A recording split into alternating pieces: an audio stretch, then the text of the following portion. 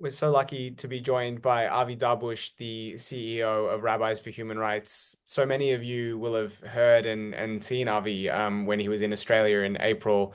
Avi is Avi's the best. So we're so lucky to have him, and he needs no introduction.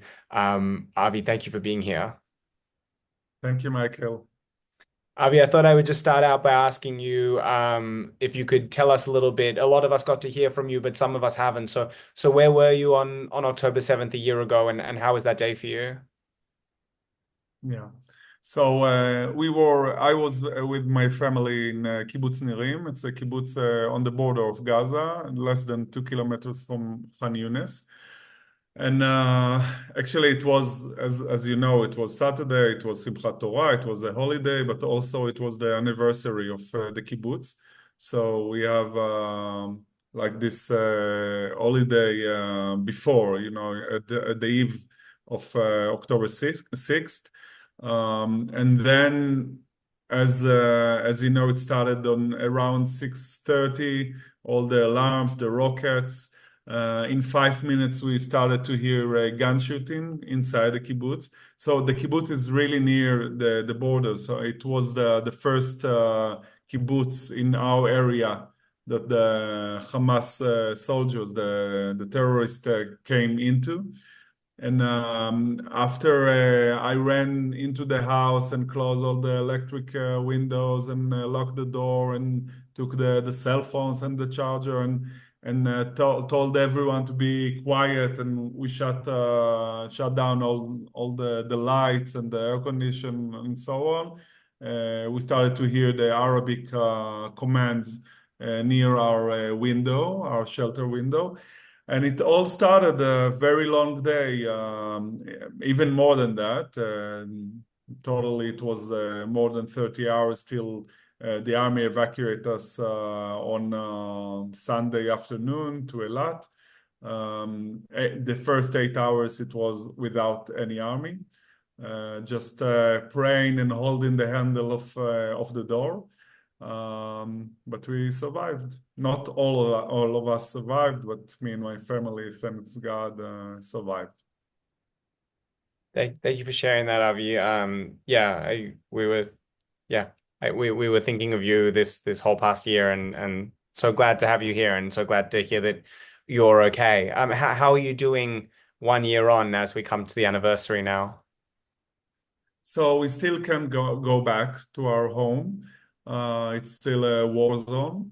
Now we are in Beersheba. We were 4 months in Eilat in an hotel. It's not, maybe it sounds nice, but it's not really nice. It's not a way to live as a family. We were in one floor, me and my wife, and my children in another floor, and her children in another floor. So it was really it wasn't a way to be as a family. So after 4 months, actually in November, we started to push for another solution because we understood that it will take a long time. And we pushed for, we tried or checked few alternatives, and we decided to come to Beersheba. Beersheba, it's what we call the capital of the Negev. It's a central city in the Negev, around 45 minutes from Nirim, so it is an advantage. There are people that are going, especially the farmers in Nirim, that are going each day to walk there. And also, it's a place that we can have all the solutions for the older people and for the children and so on. So from around February, we are in Beersheba. We decided as a family, but it seems that all the community will be here for another year till next summer. And then we will see if we can go back to Nirim. There is a lot of work to do in Nirim. Actually, we started last month. They ruined all around 30 or 40 houses that got burned. So it started like reconstruction of Nirim, or the area that was mostly hurt.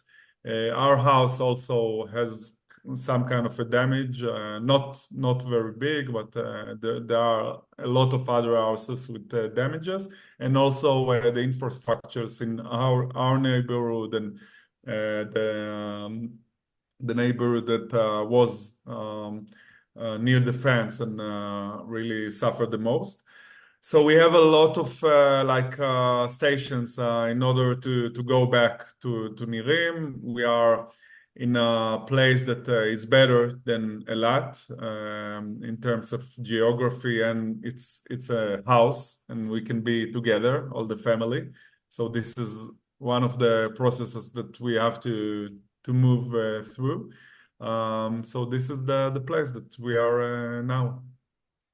And what is the feeling like there? Are people looking to be ready to move back? Is the kibbutz ready to be reunited? How are you all feeling? Yeah, of course, it's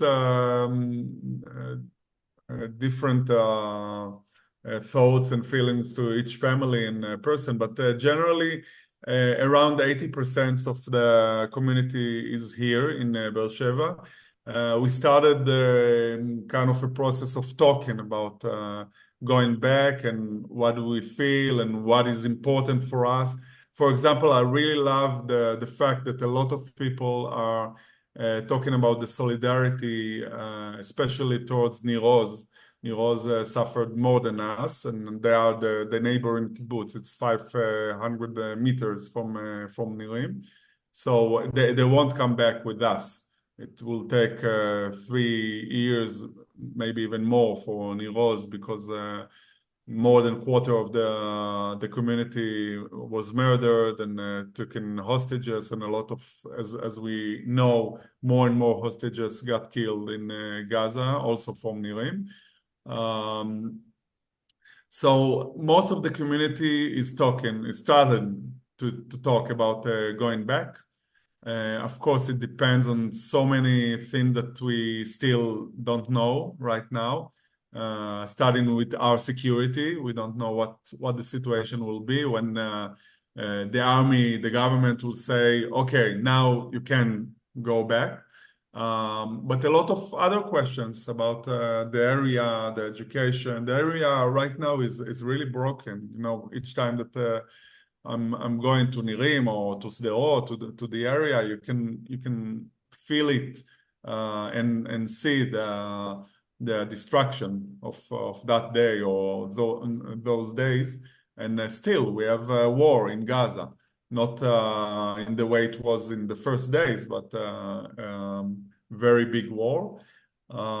So there are a lot of questions, but generally, as a community, most of the people really want to come back, to go back to Nirim, and it will happen when we can do it. Good, good. Yeah, well, I'm glad, and I know it's all so uncertain. I know that we're Yeah. talking just a few days before October 7th, and you've spent last night in bomb shelters. You nearly had to attend a wedding in a bomb shelter. So yeah, what is the outlook for the region? How are you feeling about the prospect of Iran and all of this extra complication now? Yeah. So this is amazing that we are now almost a year after October 7th. I think that nobody could anticipate that. I don't know if we can say maybe Netanyahu and his interest, and of course he has interest to make this war long, but I don't know if he or his government really thought of anything after October 7th. And it still seems we are worrying that there is no a clear mission to that war, no clear strategy. Actually, we shouted for that for many years, 20 years in the area, that we need a clear strategy, and in order we thought that a diplomatic solution is needed, and of course it was the opposite way around, like. Strengthening Hamas, weakening the Palestinian Authority, and without any thought, or with the thought that everything will be okay, we can suffer that. That is the war that we were inside and the children for many years. But of course, the problems, the big problems that you are trying to push away, there is a tendency for them to blow up in some point. And what is happening right now in Lebanon and Iran, it's really thing that we are very worried about. Again, it seems like sometimes even like we talked about it, like a kindergarten, like you did that, and I'm stronger than you, and I will show you, and so on. And we have to be clear about what we want. And I think that even if I'm not talking about human rights, about what is happening in Gaza and is really devastating, and what is happening in the West Bank and right now in south of Lebanon and so on, we can talk about our interests. And it's very clear that the interest of Israel is to have a coalition in the region with Saudi Arabia, with of course, the other countries around, with Egypt, with Jordan, and so on. And of course, we see some kind of this coalition that helped Israel even last night, to avoid suffering from Iran. So we need to have this clear vision, and in order to do that, of course, we must end the war. Um, we are really invested in also the demonstration for the hostages that are still there, and we know that they are in terrible danger. And then we have to talk with the Palestinians. This is the only way. This is the only way to have this coalition. And this week, I don't know if you saw, but the Jordanian minister, inferior minister, just said it was really for us, the people that want peace. It was something that was inspiring. He said that Netanyahu talked about all the neighboring countries that are enemies for Israel and trying to destroy Israel. And he said that there are 57 countries, Arab countries here, and we are all unite in guarantee the security of Israel. And in order to do so, of course, we need to push for Palestinian country and Palestinian solution. But we are invested in that. And again and again, we are avoiding that. Again and again, we are in the blame game and focusing on that we don't have any responsibility. Everyone is our enemies, and of course, everyone abroad is anti-Semitic and so on. And I'm not saying that, of course, everyone is friendly, and there are enemies. People from Iran, as we saw, Hezbollah and Hamas, of course. But in order to isolate those enemies, we need to have a bigger coalition of the most, this is the big population as citizens and also as countries that really want quiet and prosperity and peace. And it doesn't look like this government, of course, with very extreme ministers like Ben Gvir and Smotrich, really have this idea.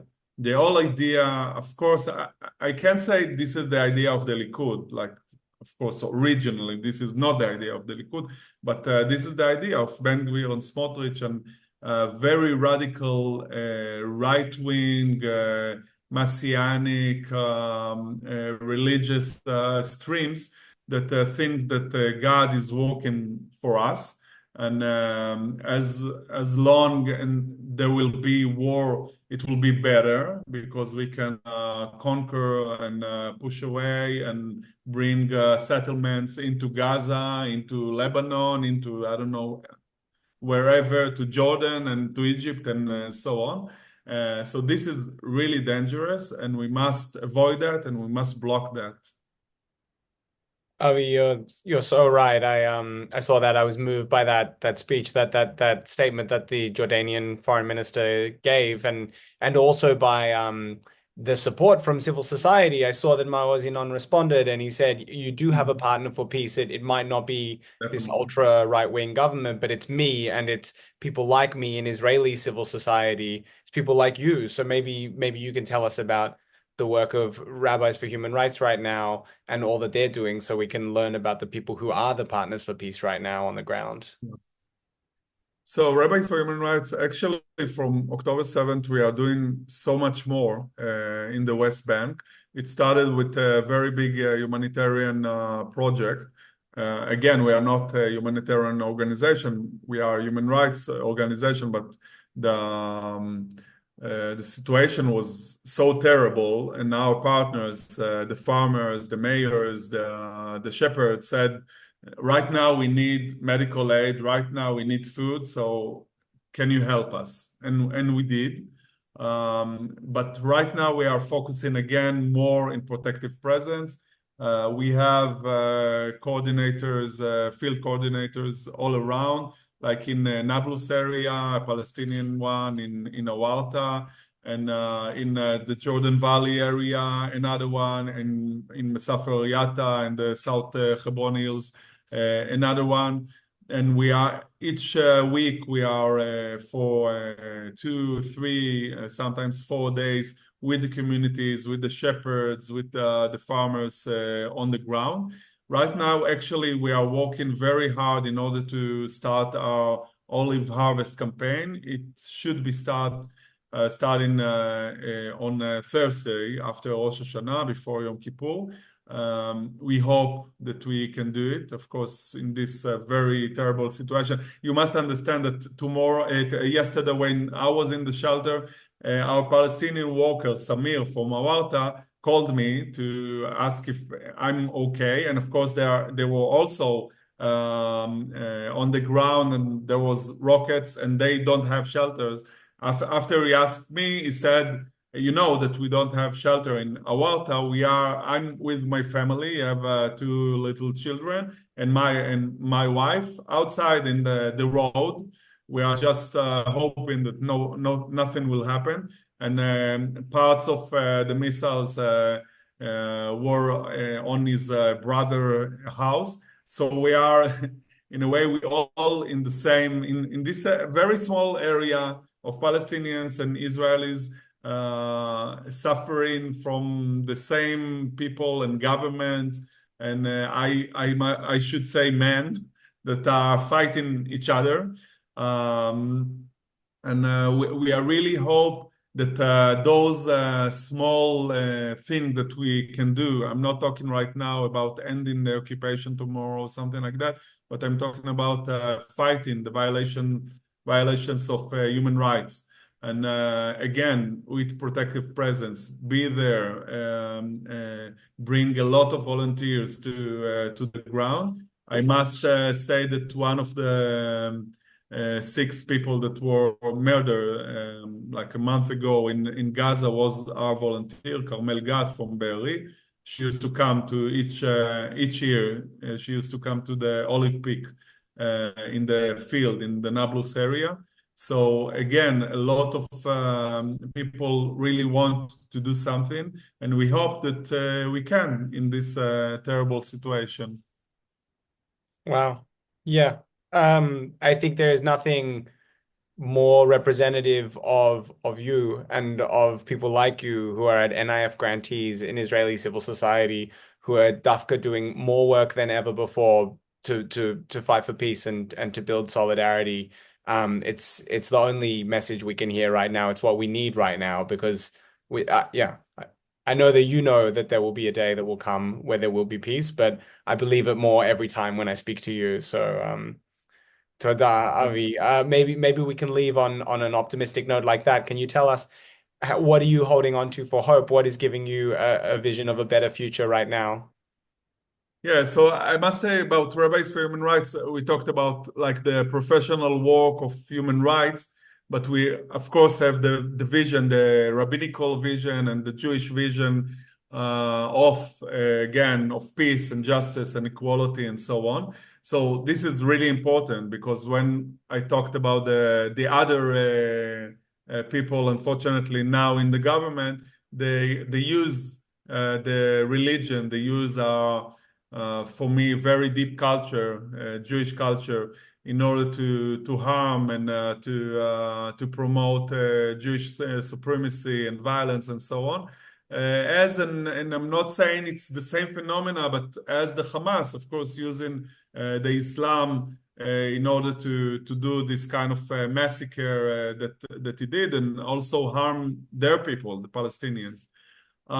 So my hope is really rooted in these volunteers and people. We have wonderful field workers, young people, Jews and Palestinians that are doing each day this work. Only last Thursday we had a tour in South Hebron Hills, and we met a lot of Palestinian communities. We also were, of course, it's every time it's like that. We saw the violence of some of the settlers, or we call it actually Jewish terror in the area.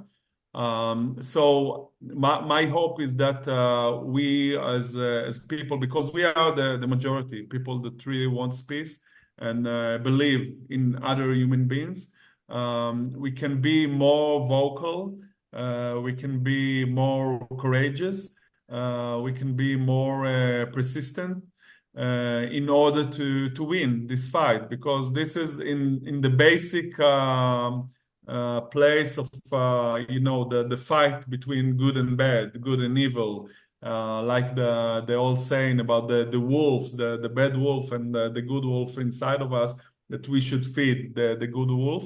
And actually, we are in days of Rosh Hashanah and Yom Kippur, and like Cheshbon Nefesh, we need to ask ourselves about.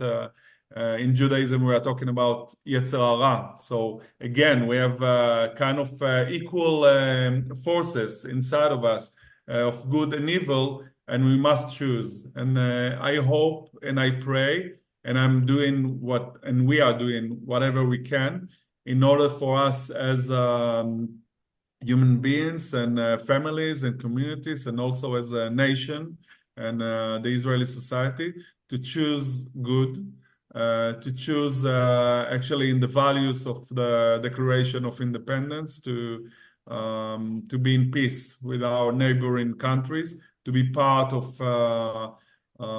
the sustainable and prosperous Middle East, and have peace in our days, in this new year, in order for our children to be in a good place. It's not about them. Of course, I'm really trying to hold this care for other human beings, and this is really important to understand what is happening in Gaza and Lebanon and in the West Bank in our name, but also thinking about the future of our children.